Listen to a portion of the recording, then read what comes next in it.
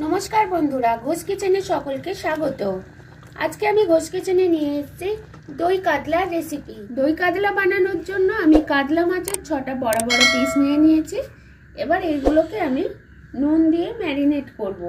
दई कातला जेहेतु सादा ताई आमी एते शुधु नुन दिये मैरिनेट करब, कोनो हलुद देब ना। दई कातलार जोन्नो आमी निये नियेछि काजू पेस्ट, নিয়ে নিয়েছি আদা রসুন পেস্ট, পেঁয়াজকে আমি সিদ্ধ করে পেস্ট করে নিয়েছি। 200 গ্রাম টক দই। কড়াইয়ে আমি সাদা তেল দিয়ে দিয়েছি। তেলটা আমার গরম হয়ে গেছে।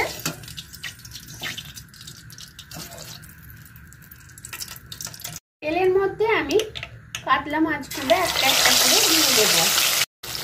এক পিঠটা যখন হালকা লাল হবে তখন আমি এরকম ভাবে উল্টিয়ে দেব।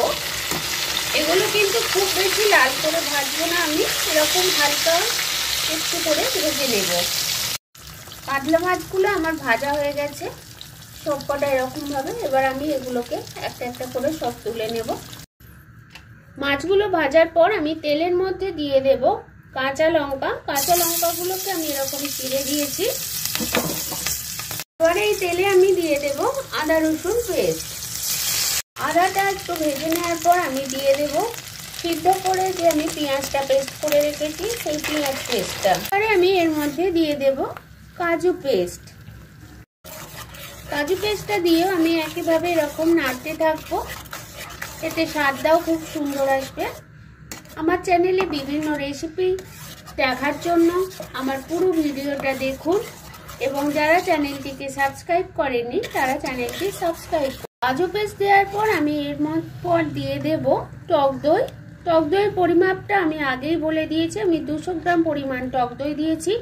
আর টক দই দেওয়ার সময় সবসময় একটা জিনিস খেয়াল রাখবেন যে গ্যাসের ফ্লেমটা সবসময় লোতে রাখবেন, না হলে দইটা কিন্তু কেটে যাবে।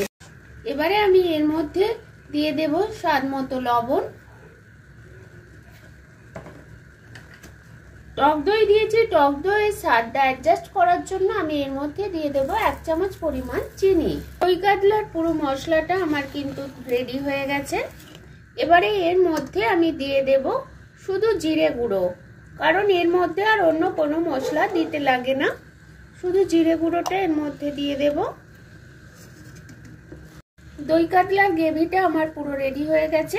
এবারে আমি এর মধ্যে ভেজে রাখা মাছগুলো একটা একটা করে দিয়ে দেব। দই কাতলা এবারে আমার রেডি। আমি ওপর থেকে গার্নিশের জন্য দিয়ে দেব চিড়ে রাখা কাঁচা লঙ্কা। দই কাতলা এবারে আমার পুরোপুরি রেডি। এই দই কাতলা কিন্তু ফ্রাইড রাইস এবং গরম ভাতের সাথে খুব সুন্দর লাগে।